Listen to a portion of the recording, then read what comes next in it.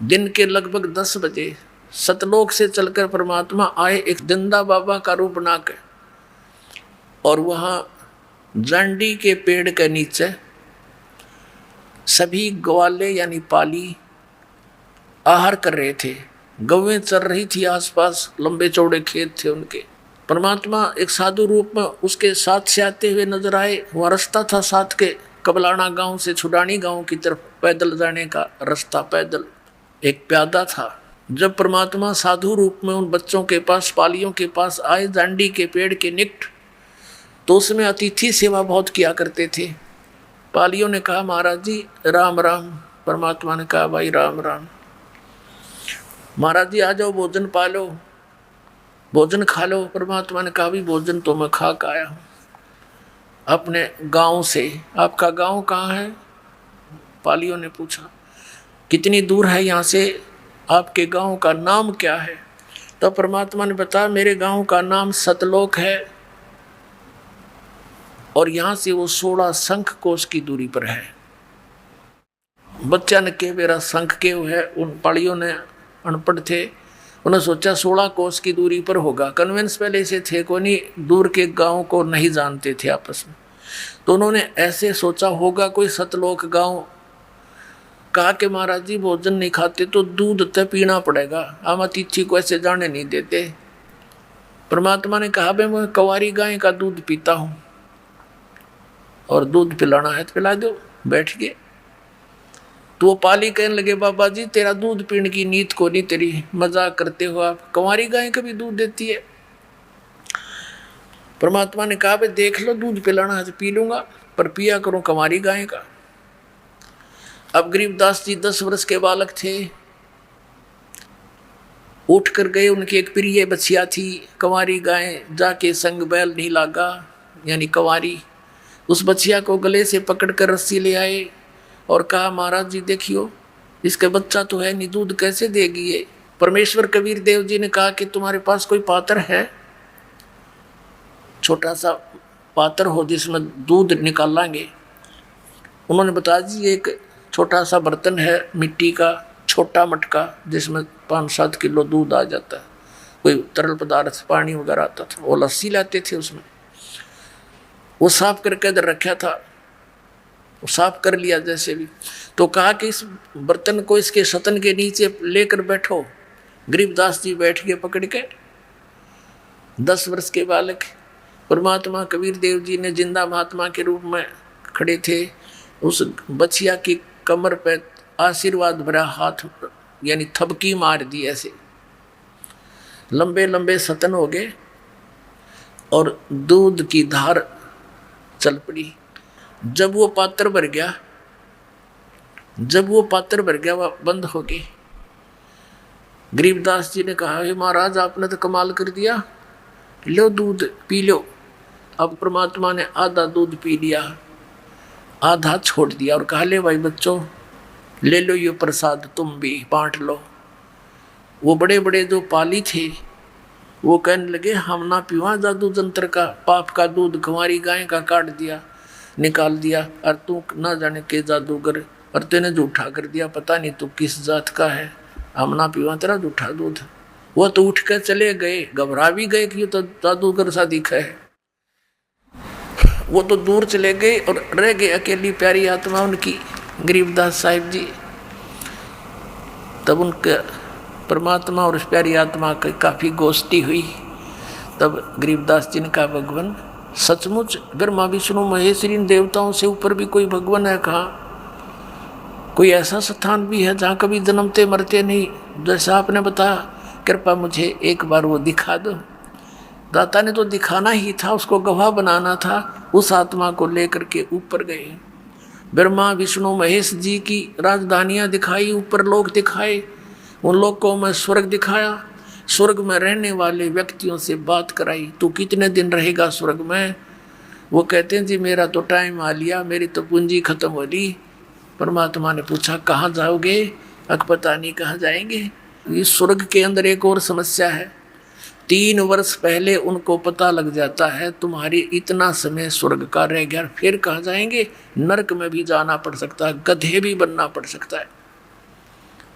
अब 3 वर्ष पहले तो उनका खाना पीना छूट लेता है उस स्वर्ग के अंदर।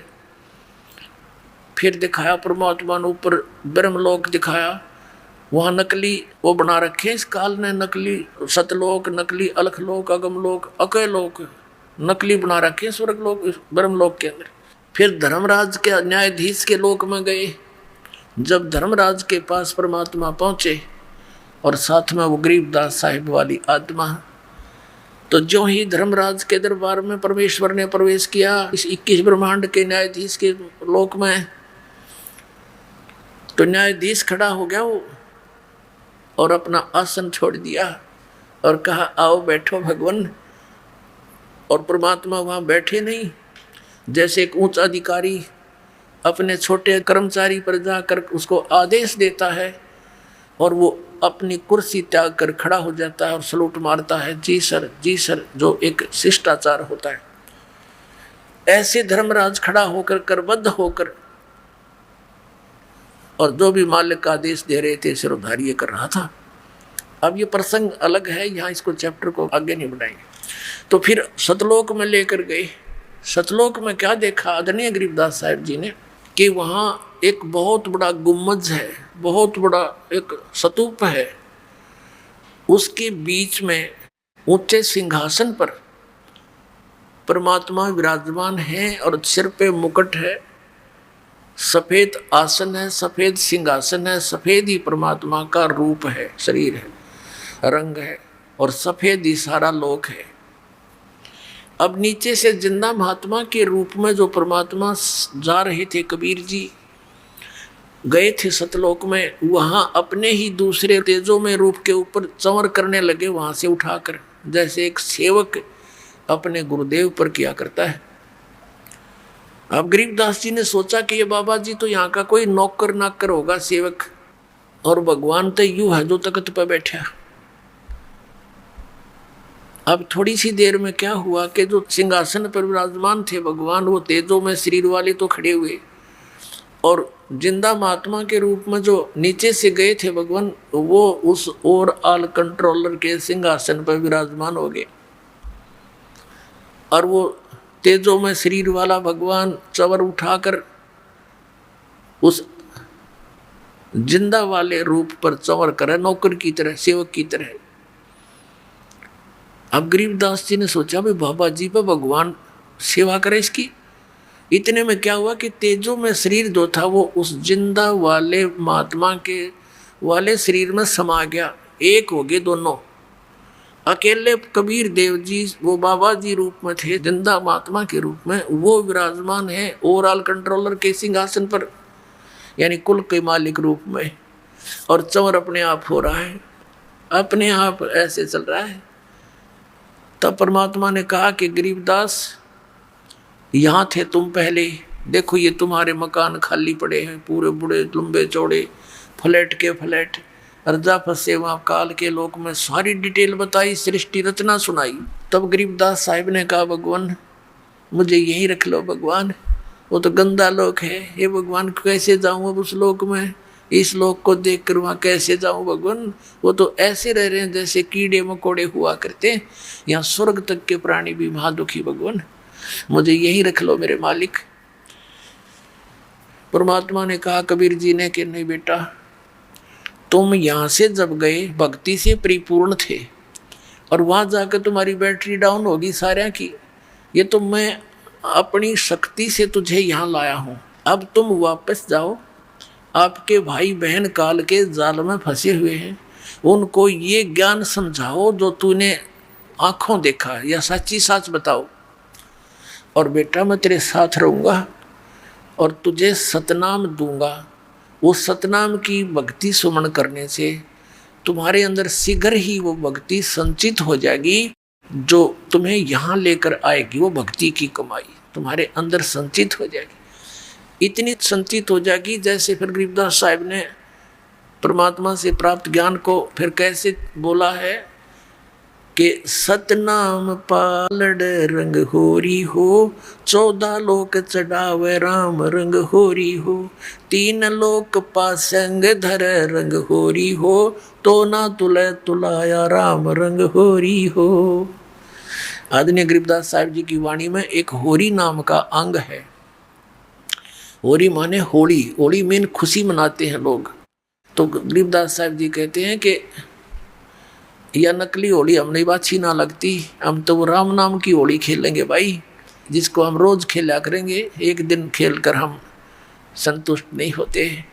तो क्या बताते हैं कि इस सतनाम के श्वास उस श्वास के द्वारा जो आपको दिया जाता 2 अक्षर का मंत्र, जिसमें एक ओम है, एक तत्गुप्त है, जिसको सतनाम प्राप्त है उसको ज्ञान है।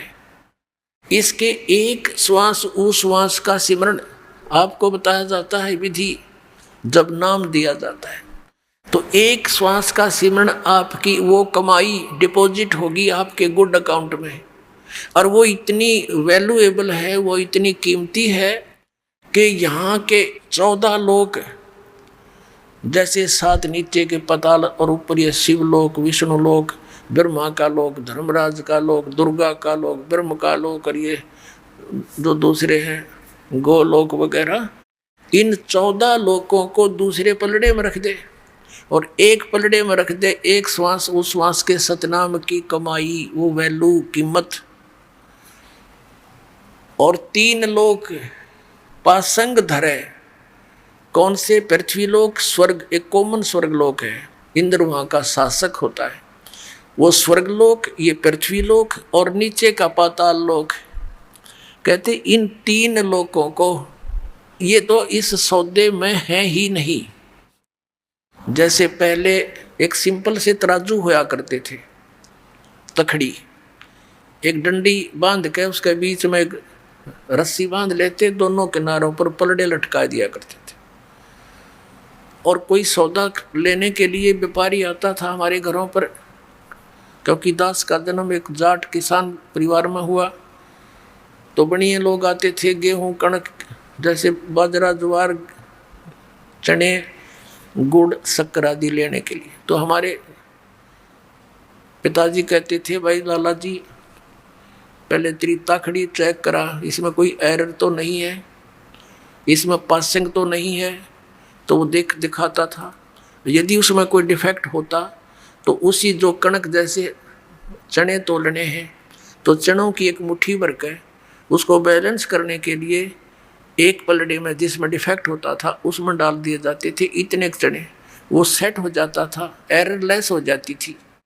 फिर जिस साइड में वो चने रखे थोड़े से, उस साइड में बट्टे रख दिए जाते थे, दूसरी तरफ से फिर पलड़े से वो सौदा तोला जाता था। यानी जो पासिंग रूप में वो चने इतने रखे, वो तो सौदे में नहीं है, वो तो वैसे एक्स्ट्रा रखे, उनका कोई अकाउंट नहीं। तो कहने का भाव ये है कि एक सतनाम के सिमरण की कीमत विधिवत मर्यादा में रहते हुए पूरे संत से प्राप्त करके कितनी कीमत हो जाती है। सतनाम पालड़े रंग होरी हो, 14 लोक चढ़ावे राम रंग होरी हो, 3 लोक पासंग धरे रंग होरी हो, तो ना तुले तुलाया राम रंग होरी हो। ओए होए। अब परमात्मा बताते हैं कि ऐसा मंत्र है ये गजब का, एक सतनाम का सिमरण इतनी कीमत आपको देगा, और बाकी वो 5 नाम काल के, 3 वो दूसरे सतपुरुष अकाल मूर्त सबद स्वरूपी राम। ये तो कति एक अन्य के भी मंत्र नहीं है, ये मोक्षदायक नहीं है, ये तो भगवान की महिमा है इसके अंदर। और ये 5 नाम काल के ओंकार अरंकार ज्योति निरंजन है तेरा गजब भैया। और सोहम और सतनाम अपने आत्माओं, जो हम प्रसंग पर आते हैं, जो आज का प्रसंग है, ये बहुत विस्तार से समझाना पड़ेगा कभी। अब क्या बताया आदरणीय गरीबदास साहिब जी को परम पूज्य कबीर परमेश्वर जी ने कि बेटा ऐसा मंत्र दे दूंगा, नेक नीति से भक्ति करना, मर्यादा में रहना, हमारी शरण में रहना, और थोड़े ही दिनों में आपका बहुत ज़्यादा कीमत बन जाएगी। लेकिन एक ध्यान रखना, इस सतनाम को किसी को बताना नहीं। यदि ये काल के दूतों के हाथ लग गया तो बीचली पीढ़ी में जो हमने वायदा कर रखा है कलयुग में, काल से के सब जीवों को अपना सच्चा नाम सतनाम देकर पार करूंगा, इन काल के पंथियों का हाथ लग गया। तो नकली पंथ इसी नाम को देते पाओगे, फिर हम भिन्नता नहीं कर पाओगे। आप स्वयं जाप करना और अपनी वाणी में लिख देना। अब गरीबदास जी उधर से क्या देखा कि कुछ देर के बाद उन पालियों ने घंटे 2 घंटे के बाद संभाला कि वो बच्चा कहाँ है। देखा वो तो बैठे हैं, हाथ लाकर देखा वो लुढ़क गया, उसमें आत्मा थी ही नहीं। गांव में पता चला। अब कहने का भाव ये है कि उनको चिता पे रख दिया, अंतिम संस्कार की तैयारी कर दी। शाम के समय 8-9 घंटे बीत गए। इतने गांव के नगर के लोग इकट्ठे हुए, लकड़ी लुकड़ी ले गए। तब परमात्मा ने गरीबदास जी की आत्मा को वापस भेज दिया, उस प्यारी आत्मा को शरीर में। चिता से उठकर चल पड़े और आंखों देखा हाल भगवान का वर्णन करने लगे। और वो वर्णन किया हुआ उनका आंखों देखा।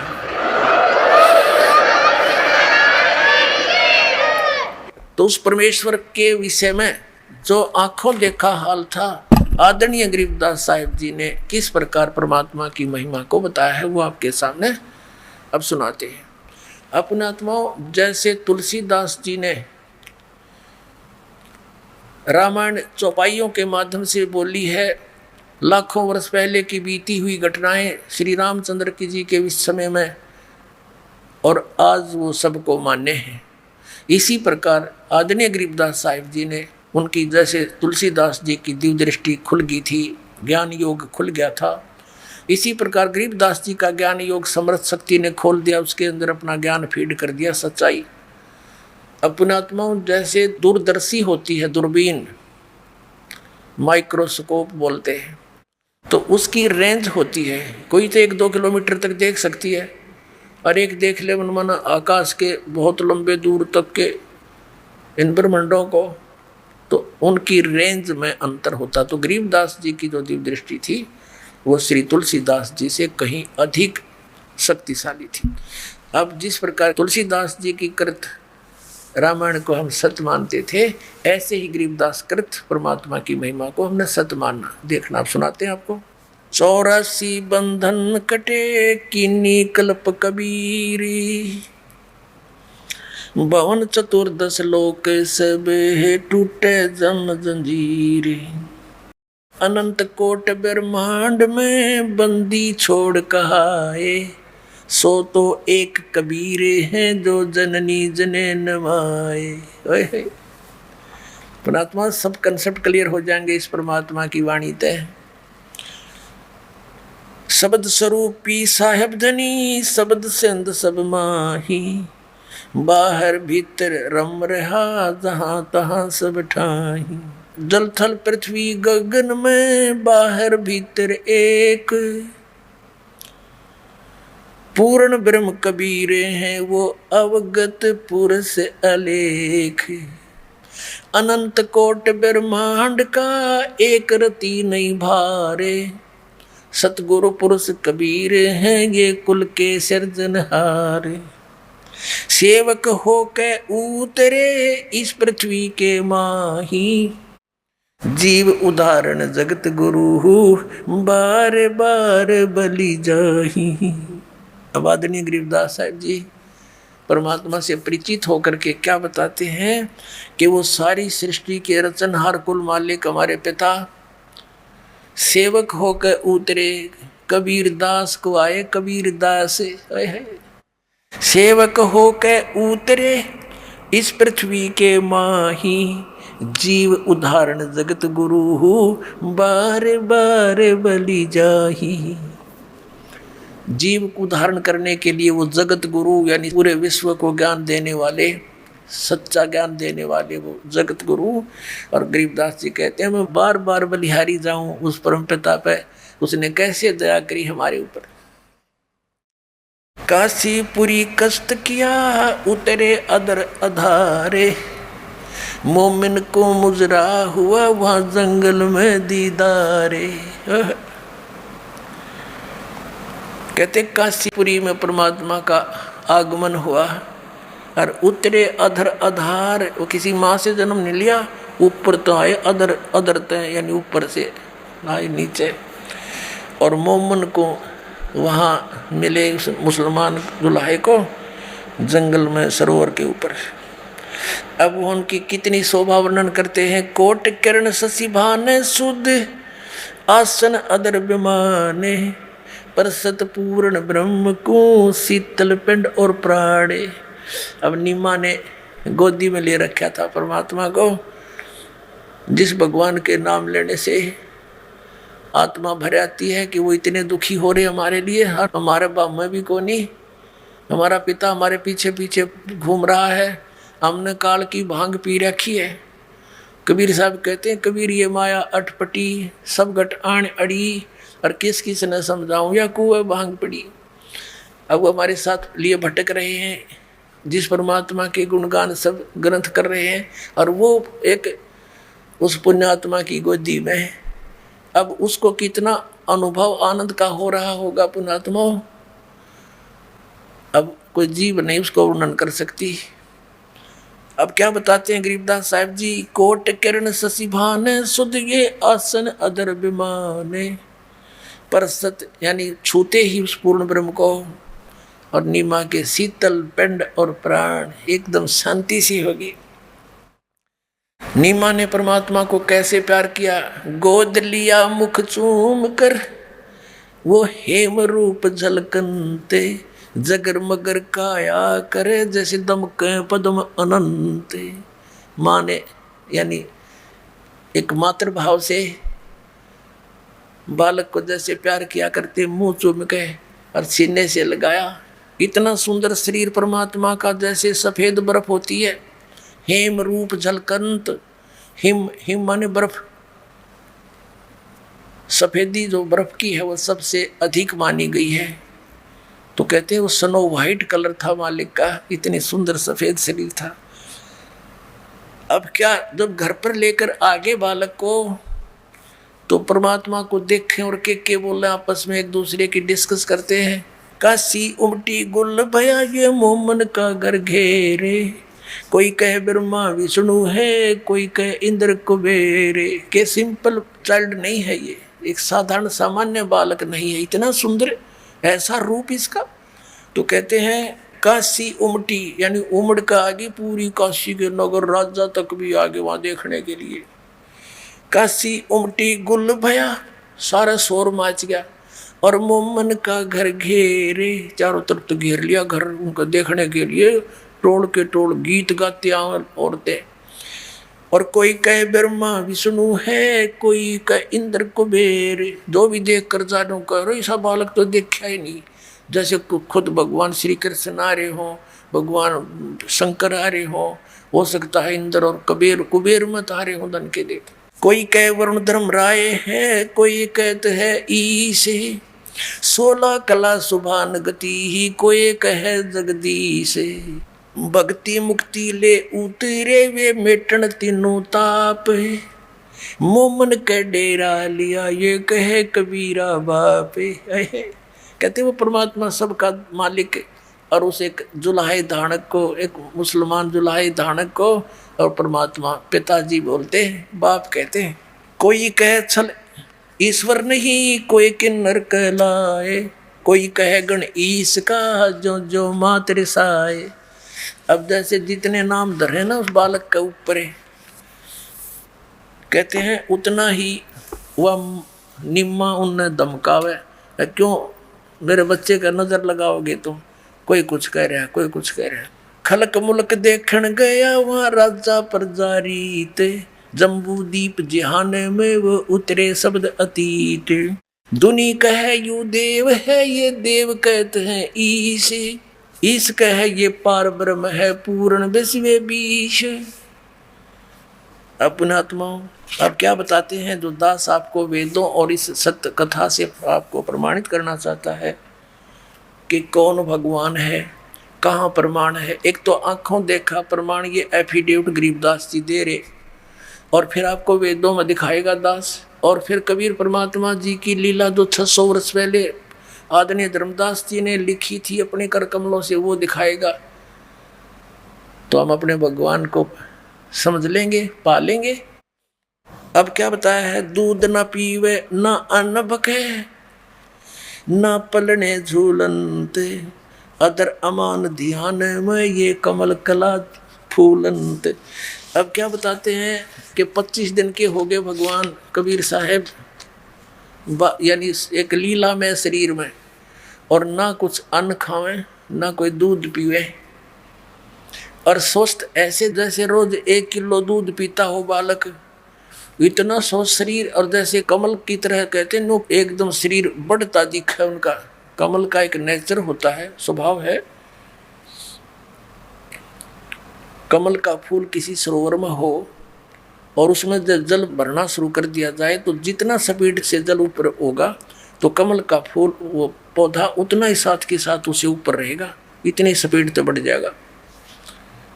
तो यहाँ क्या बताना चाहते हैं, उससे तुलना कर रहे हैं आदरणीय गरीबदास साहब जी की। स्वस्थ तो ऐसा दिखे जैसे रोज किलो दूध पीता हो बालक, लेकिन खा पी कुछ नहीं रहे थे। तो नीमा को चिंता हुई, रोने लगी बुरी तरह के, ये बालक मरेगा, कुछ खाता पीता नहीं, अब तो ये कुछ ही घंटों का ही मेहमान है। बहुत बुरी तरह विलाप करने लगी। अब परमात्मा कहते हैं करे करावे साइया मन में लहर उठा, रो रही थी अपने भगवान शिव जी को याद कर करके कि हे भगवान शिव जी, हे दाता, या तो ये बालक देना ही नहीं था, अपना रो पीट के समय पास कर रही थी। अरे परमात्मा, अब ये दिया है वापस ले रहे हो, अब ये आपकी दासी, अब जीवन नहीं इस बिना, ये फाइनल फैसला। ये तो मालिक अंतर्यामी थे, समझ गए थे अब बुढ़िया मरेगी, इतना मर तक के दे, क्योंकि वो नहीं मरना था, वह कितने मरे थी, पर उसका भय बढ़ गया कसूता और उसको संतुष्टि हो नहीं सकती। तो परमात्मा ने शिव का रिमोट दबाया, शिव जी भगवान का। शिव उतरे शिवपुरी से वो अवगत बदन विनोदे, मैं के कमल खुशी भये जब लिया ईश को गोदे। अब कबीर साहब ने प्रेरणा की भगवान शिव जी को कि तेरी कौन आत्मा तुझे याद कर रही है, ऐसी विलाप कर रही है। तो वहाँ एक साधु रूप बना के, महात्मा का रूप बना के शिव जी आके खड़े हो गए वहाँ और कहा माई क्यों रो रही है। और वो रो रही थी, एक बार सरसरी सी नजर देख कर रो रही थी कि बाबा जी केले रहे, बड़ा कुछ खाता ना पीता। भगवान शंकर ने पूछा कि माई क्यों रो रही हो, क्या बात, क्या आपत्ति है तेरी। महाराज जी तेरे बस का को नहीं, मेरा दुख निवारण करना। नो कह कर रोते रोते फिर रो पड़ी बहुत बुरी तरह। भगवान शंकर ने कहा कि हे माई, ऐसे कहते हैं अपना दुख किसी के सामने कह दे तो हल्का हो जाता है, इसी दृष्टिकोण से बता दे तू क्यों रो रही है। तब उसने बताया कि पहले तो हमारे कोई संतान नहीं थी, और एक दिन मैंने सच्ची आत्मा से अपने भगवान शंकर जी को याद किया था, उसने मुझे ये लाल दे दिया, कमल के फूल पर मिला मुझे, स्नान करने गए थे हम दोनों, और अब महात्मा जी ये कुछ खाता पीता नहीं, 25 दिन का हो गया, और इसलिए रो रही हूँ कि ये मरेगा और साथ मरूंगी मैं, अब मैं जी नहीं सकती इसके बिना, मैं नो रो रही हूँ महात्मा जी। तो भगवान शिव ने कहा तेरा बच्चा तो दिखा मुझे। माई लाई उठा के और बच्चे को परमात्मा, नवजात शिशु 25 दिन के बालक को सोचा कि महात्मा की चरणा में गिर दूं, कुछ आशीर्वाद प्राप्त हो जाए, इसकी जिंदगी बढ़ जाए, आयु बढ़ जाए। जो ही शिव जी के चरणों में बच्चे को नूट डाला, वहाँ से उठ गए भगवान आकाश में, और भगवान शिव जी के सिर के पैरेलल में हवा में ऐसे स्थिर हो गए बालक। माई नो सोच रही नीमा कि इस बाबा जी की करामात है, मेरे बच्चे को इतना ऊंचा ठा दिया जमीन तक, तो उसका हौसला सा बड्डा की बात बनेगी। अब शिव जी ने ऐसे हाथ किया, कबीर परमात्मा शिव जी के हाथों में आ गए, और फिर उन दोनों की बात हुई। परमात्मा ने कहा कि शिव इनको कह दे एक कुंवारी गाय ले आवे, एक कोरा बर्तन ले आवे कुमार के थे स्वस्थ, और उसको धो के और आप इसके कमर पर हाथ मार दिए कुंवारी बछिया के, वह दूध देगी और उस दूध ने पीऊँगा। शिव ने कहा कि माई तेरा पति कहाँ है, अका भी बुलाती हूँ। वो अंदर था कि आइयो जी, ऐसे ऐसे महाराज जी कह रहे हैं, एक बछिया ला, एक बर्तन लाना, कोरा कुमार के थे। अब गया वो नीरू, एक बछिया ले आया, भगवान शंकर ने उसके कमर पे हाथ थपकी मार दी, आशीर्वाद भरा हाथ रख दिया, और वो छोटा सा पात्र था वो गाय के नीचे रख दिया बछिया के। अब वो दूध चल पड़ा, पात्र भरते ही बंद हो गया। वो दूध परमात्मा ने पिया और शिव जी चला गया।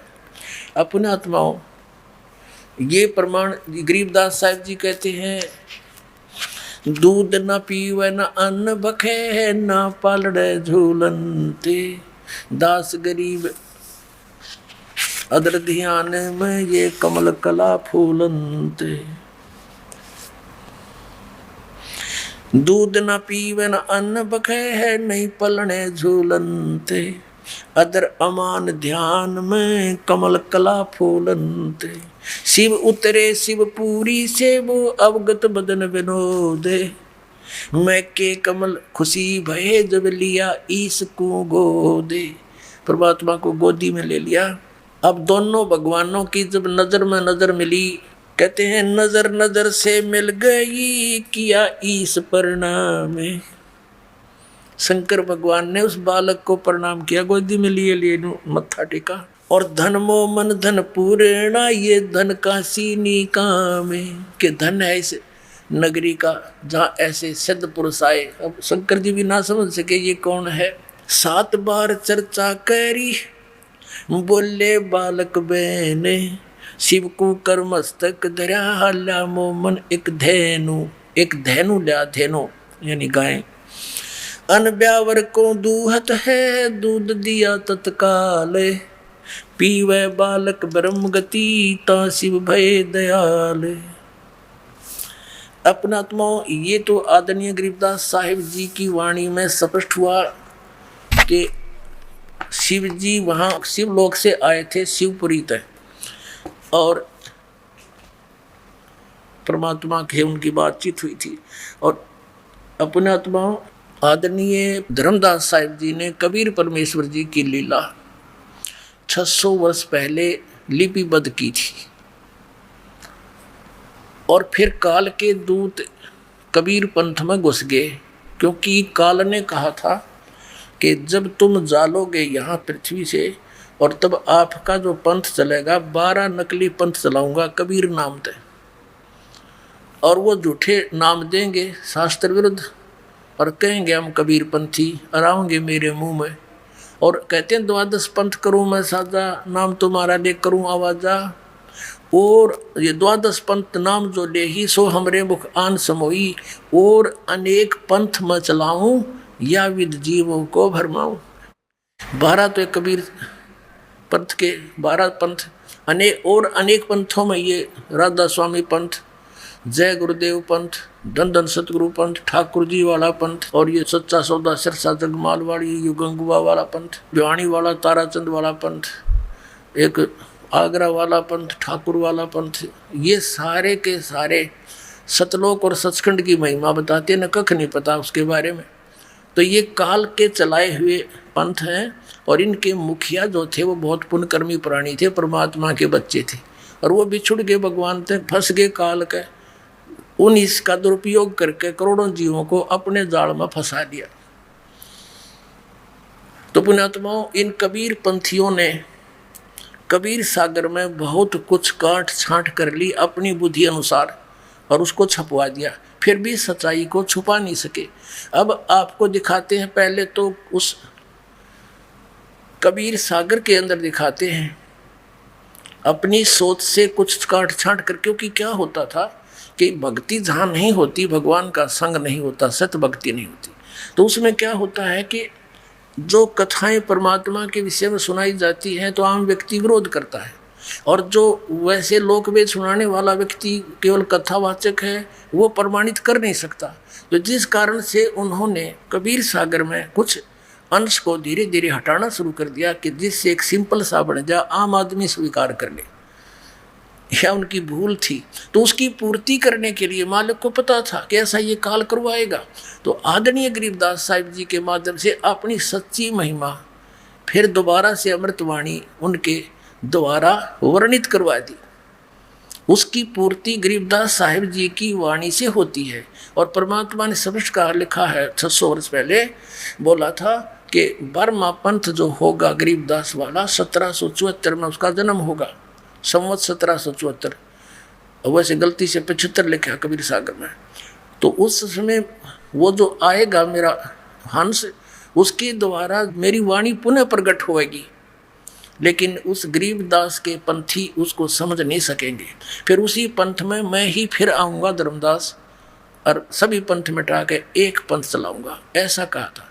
तो वो परमात्मा स्वयं नहीं आई, दास को भेज दिया। पुण्यात्माओं, हो सकता दास की अर्जी सुन ली हो मालिक ने कि दाता आपको बहुत परेशान करते हैं आपके बच्चे, उस काल से प्रेरित होकर के इस दास को हो सकता स्वीकार करके इसलिए भेज दिया। तो अब आपको दिखाते हैं कबीर सागर के अंदर, और फिर दिखाएंगे वेदों में, और परमात्मा की वो वाणी फिर सिद्ध हो जाएगी। वेद मेरा भेद है, मैं ना मिलूं वेदन के माही, अर्जुन वेद से मैं मिलूं वो वेद जानते नहीं। देखिएगा कबीर सागर, ये कबीर सागर संपूर्ण 11 भाग, इसके कौन प्रकाशक है ये देखिएगा, श्री खेमरा श्री कृष्णदास प्रकाशन बम्बई। जो संशोधक है वो भी कबीर पंथी है, कबीर पंथी भारत पथिक स्वामी विगलानंद बिहारी द्वारा पुरस्कृत। मुद्रक एवं प्रकाशक हैं खेमरा श्री कृष्णदास, अध्यक्ष श्री वेंकटेश्वर प्रेस, खेमरा श्री कृष्णदास मार्ग मुंबई। अब इसके हम आपको दिखाते हैं, और ये है ज्ञान सागर, इसके 74 पृष्ठ पर। सुन जुल्हा बन भयो आनंदा, जिमी चकोर पायो निश्चंदा, ले सुत चले हर्ष मन की ना, और तासों पुण्य अस बोल ही दीना। सुत काशी को ले चले, यानी पुत्र को प्राप्त करके चल पड़े। लोग देखण ते आव, अन्न पानी बख्शे नहीं, जुल्हा शोक जनाव, तब जुल्हा मन कीन दीवाना। अब इन कबीर पंथियों ने कहाँ इसको सेट किया है कि ये जो नीरू था जुलाहा, रामानंद जी के पास गया कि हे महाराज मैंने एक पुत्र मिला है और कुछ खाता पीता नहीं, कुछ युक्ति बताओ।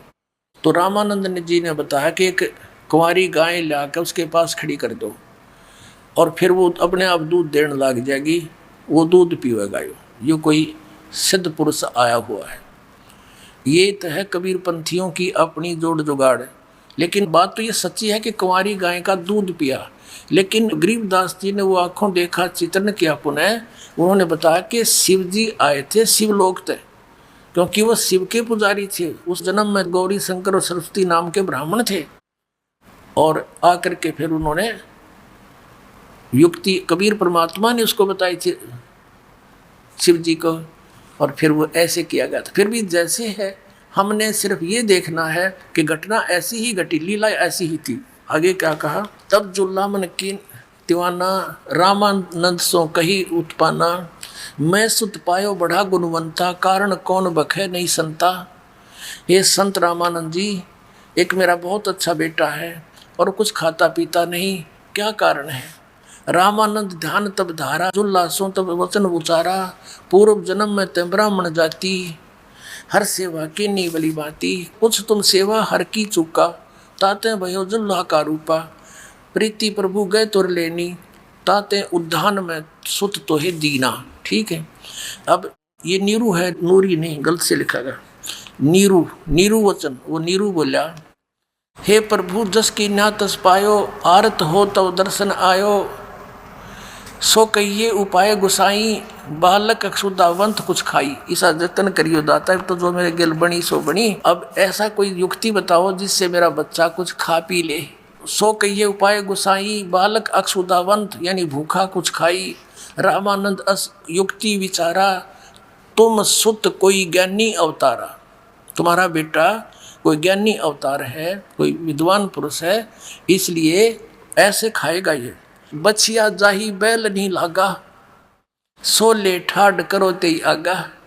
कि एक बछिया ले आना जिसको बैल ने कभी टच ना किया हो, अर्थात कुंवारी। ये देखिए, बछिया जाही बैल नहीं लागा, सो ले ठाड करते आगा। दूध चले ते थनते, दूध धरो छिपाए, अक्षुदावंत जब होवे ता कह दे खवाए। अब कहते हैं जुल्हा एक बछिया ले आवा और चलो दूत कोई मरम न पावा, चलो दूत जुल्हा हरसाना राख छिपाई काहू नहीं जाना। अब यहाँ पुण्यात्माओं जैसा भी है, अब ये प्रमाणित हुआ कि 600 वर्ष पहले परमात्मा ने जो लीला की थी वो लिपिबद्ध की गई। उसके बाद आदरणीय गरीबदास साहिब जी के समय भी उन्होंने कंवारी गाय का दूध पिया, और आदरणीय गरीबदास साहिब जी ने भी अपनी वाणी में प्रमाण किया कि 600 वर्ष पहले परमात्मा जब आए थे उन्होंने एक कंवारी गाय का दूध पिया, उससे उनकी परवरिश की लीला हुई। अब हमारे वेद क्या बताते हैं परमात्मा के गुणों को, परमात्मा की महिमा। अब इतने प्रमाण मिलने के बाद फिर हम संतुष्ट हो जाएंगे हु इज गॉड। अब देखिएगा, आपको दिखाते हैं ऋग्वेद मंडल नंबर 9, 10 ये इकट्ठे जिल्द है, अनुवाद है इसमें। ये किसने अनुवाद किया है, कहाँ से छपा है? प्रकाशक सार्वदेशिक आर्य प्रतिनिधि सभा, महर्षि सिद्धांत भवन, रामलीला मैदान, नई दिल्ली। और ये नीचे है मुद्रक है Prince offset printers 1510 Pataudi house Daryaganj नई दिल्ली से प्रकाशित। अपने आत्माओं यहाँ से हम शुरू करेंगे। ये देखिएगा, यहाँ से प्रारंभ से लेंगे हम। यहाँ से ऋग्वेद मंडल नंबर 9 सूक्त नंबर 1 का मंत्र नंबर 1 में ये देखना, यहाँ हे परमात्मन यानी परमात्मा की महिमा चल रही है। फिर ऋग्वेद मंडल नंबर 9 और सूक्त नंबर 1 का मंत्र नंबर 2 में हे परमात्मन आप, है ना परमात्मा के विषय में। 3 नंबर मंत्र में हे परमात्मन, 4 नंबर मंत्र में हे परमात्मन, 5 नंबर मंत्र में हे परमात्मन, 6 नंबर में ऋग्वेद मंडल नंबर 9 सूक्त 1 मंत्र 6 में हे परमात्मन, यानी परमात्मा की महिमा वेद में वर्णित की जा रही है। अब इन आर्य समाजियों के दानंद के चेल्या का याद आ गई दानंद की थुरी कि महर्षि दानंद तो निराकार बताओ भगवान को, आगे साकार लिखा है इसमें तो वहाँ पैतरा बदल गई है। वहाँ भगवान लिखना बंद कर दिया, पुरुष लिखना शुरू कर दिया। अब पुरुष माने दानंद खुद का भगवान पूर्ण परमात्मा होता है, ये भी कंसेप्ट क्लियर करेंगे पहले। अब परमात्मा कहते हैं नो मन सूत उलझिया ऋषि रहे जख मारे, सतगुरु ऐसा सुलझा दे उलझन दूजी बारे। इन नकलियों ने इस आध्यात्मिक मार्ग के, इस अध्यात्म ज्ञान के 9 मन सूत को उलझा कर डाल दिया। सूत एक कच्चे धागा होता था जिससे कपड़ा बुना करते थे जुलाहे। तो परमात्मा को पता था, वो जुलाहों को ज्ञान होता था 1 किलो सूत अगर उलझ जाता 1 हफ्ता खा लेता उनका। वो तोड़ नहीं सकते, टूट जाता, गांठ लग गए, गांठ लगी तो कपड़ा अच्छा बना नहीं, धनी पैसा दे नहीं, उसकी दाढ़ी कटे। तो सारा दिन धीरे धीरे सुलझाया करते। परमात्मा कहते हैं वो 1 किलो सूत इतना दुखी कर देता है, और इन अज्ञानियों ने तो 9 मन सूत उलझा के घेर दिया यो अध्यात्म मार्ग का।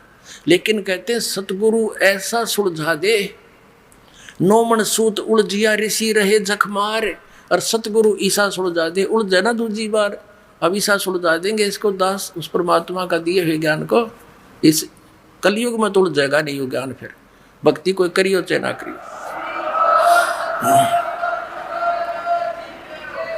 अब देखना यजुर्वेद प्रकाशक है सर्वदेशिक कार्य प्रतिनिधि सभा 2/5 महर्षि दानंद भवन रामलीला मैदान नई दिल्ली से।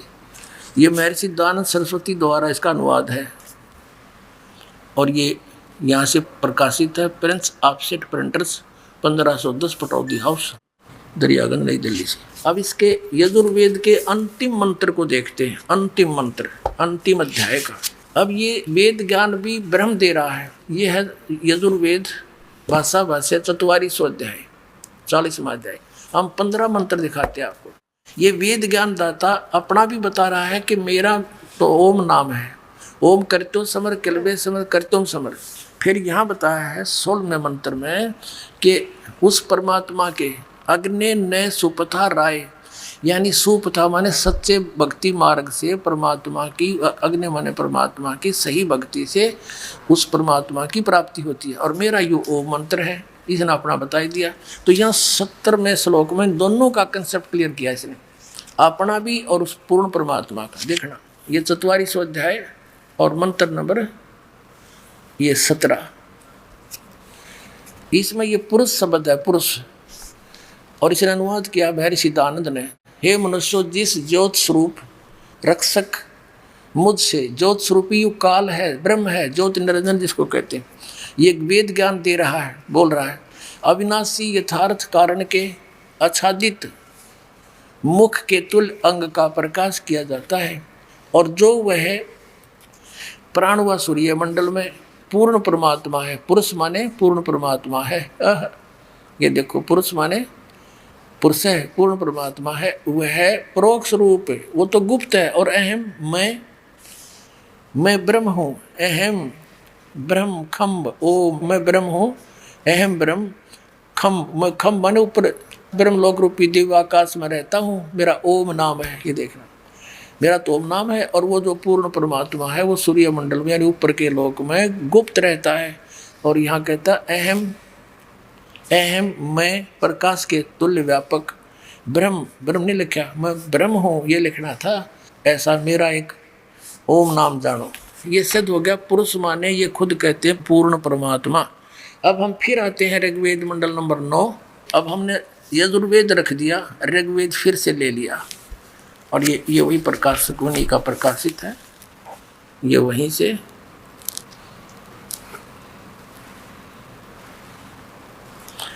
अब इसके हम यहाँ तक आगे थे, पढ़ते पढ़ते यहाँ तक तो इन्होंने ऋग्वेद मंडल नंबर 9 सूक्त 1 के हम 6 तक आगे थे। यहाँ इन्होंने परमात्मा की महिमा बताते हुए आ रहे, परमात्मा की विषय जानकारी है। लेकिन इस 7वें श्लोक से इन्होंने पुरुष लिखना शुरू कर दिया। पहले तो ये कह रहे थे हे परमात्मा, यहाँ देख लो 5वें में हे परमात्मा, चौथे में हे परमात्मा, तीसरे में हे परमात्मा, दूसरे में हे परमात्मा, और यहाँ आके ये फिर अचल बचल हो गए, इनका याद आ गया। छठे में फिर हे परमात्मा, और 7वें में लिख दिया उस पुरुष को, उस परमात्मा को लिखना बंद कर दिया जानबूझ के। अब देखना 8वें में क्या है, उस पुरुष को, उस पूर्ण परमात्मा को उग्र गतियां प्रेरणा करती हैं। यानी एक ऐसी स्थिति जब आ जाती है, धर्म की हानि होती है, तो परमात्मा प्रेरित होकर के दुख देख कर अपने भक्तों का वो वहाँ से चल कर आते हैं, यहाँ लीला करते हैं। 3 प्रकार की स्थिति से, 3 प्रकार के शरीर की स्थिति से हम सबका कल्याण करते हैं, उदाहरण पोषण करते हैं। उस पूर्ण परमात्मा को, पुरुष माने पूर्ण परमात्मा समझना, उग्र गतियाँ प्रेरणा करती हैं। और भासमान शरीर को, वह पुरुष, भासमान माने तेजोमय शरीर को, सुंदर शरीर को, वह पुरुष यानी वो परमात्मा प्राप्त होता है। अच्छा सुंदर शरीर युक्त है वो भगवान। और आगे देखो यहाँ क्या होता है कि जिसमें उस शरीर में, वो शरीर कैसा होता है, उस शरीर में जिसमें 3 प्रकार के दूसरों को वारण करने वाला मधु में शरीर मिलता है। अपना आत्मा यहाँ देखना। ये अब ऋग्वेद मंडल नंबर 9 सूक्त नंबर 1 मंत्र 9 में हम आगे। अब क्या लिखा है, उस सोम, कच्चा नहीं छोड़ा परमात्मा ने, उस सोम स्वभाव वाले श्रद्धालु पुरुष को। अब यहाँ हम परमात्मा को लिख दें तो बहुत अच्छा रहे। ये सोम माने ये खुद भी, यहाँ देखो इसी के ऋग्वेद मंडल नंबर 9 के सूक्त नंबर 1 मंत्र 1 में ये सोम अर्थ है, सोम अक्षर है, शब्द है, इसका अर्थ परमात्मा किया है। तो हम यहाँ इस दृष्टिकोण से भी इसको परमात्मा लिख लेंगे। ऋग्वेद मंडल नंबर 9 सूक्त 1 और मंत्र 9 में। अब यहाँ शिशु रूप है, शिशुम, धेनव माने गायें, सनंती माने उसका धारण पोषण करती है। यहाँ देखना, उस सोम स्वभाव वाले पुरुष को यानी उस अमर परमात्मा को जो शिशुम, जो शिशु रूप धारण करके प्रकट होता है, अभी अधन्या, अभी माने सब प्रकार से यानी पूर्ण रूप से, अधन्या माने अहिंसनीय नहीं, बिना धनाई, धेनव माने गौवें, और उसकी तृप्ति करती है। इन हद पता था नहीं सिर पैर का, इन तड़ंगा अडान तो मतलब था, फिर भी परमात्मा ने सच्चाई छुपन नहीं दी। कहते हैं चोर चुरावे तुमड़ी और गाड्डे पानी में वो गाड्डे हुआ ऊपर आवे न, सच्चाई छनी ना। अभी न खूब चेष्टा की उड़ज पुड़ज करने की, वो पुरुष और फलाना पुरुष, यह सब लिखा कि उसको यानी अभी अधन्या, अधनी माने बिना धनाई, और अभी माने कति कंप्लीट यानी कंवारी अनटच्ड, जाके संग बैल नहीं लागा, कंवारी बछिया, इसका ये स्पष्ट हो गया। फिर देखिए उस परमात्मा को समझो जो शिशु रूप धारण करके प्रकट होता है, अभी अधन्या यानी सब प्रकार से अहिंसनीय माने बिना धनाई, गौवें यानी कंवारी गौओं से उसकी तृप्ति करती हैं, उसकी परवरिश की लीला होती है। बोलो सतगुरुदेव की जय हो।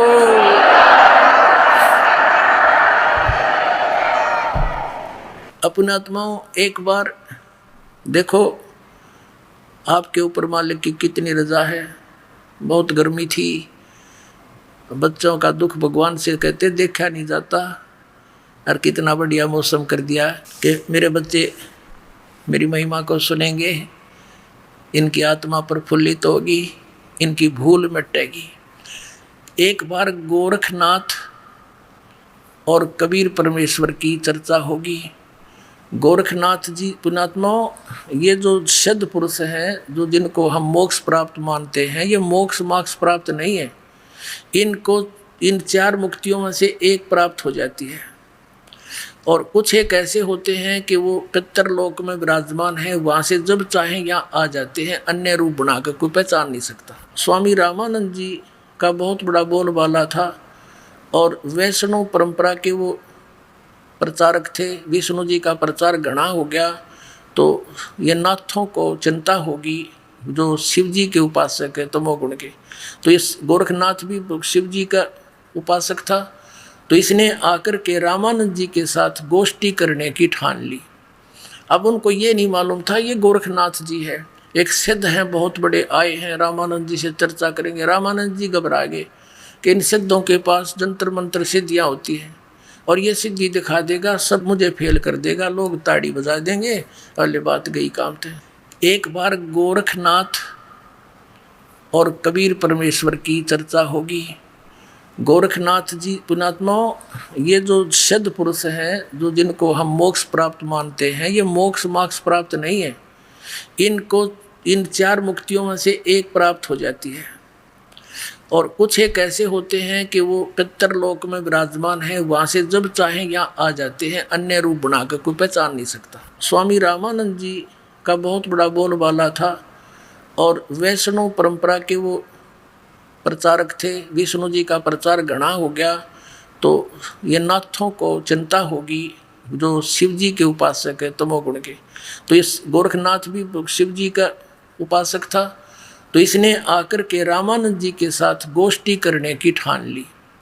अब उनको ये नहीं मालूम था ये गोरखनाथ जी है, एक सिद्ध हैं बहुत बड़े आए हैं, रामानंद जी से चर्चा करेंगे। रामानंद जी घबरा गए कि इन सिद्धों के पास जंतर मंत्र सिद्धियाँ होती हैं, और ये सिद्धि दिखा देगा, सब मुझे फेल कर देगा, लोग ताड़ी बजा देंगे,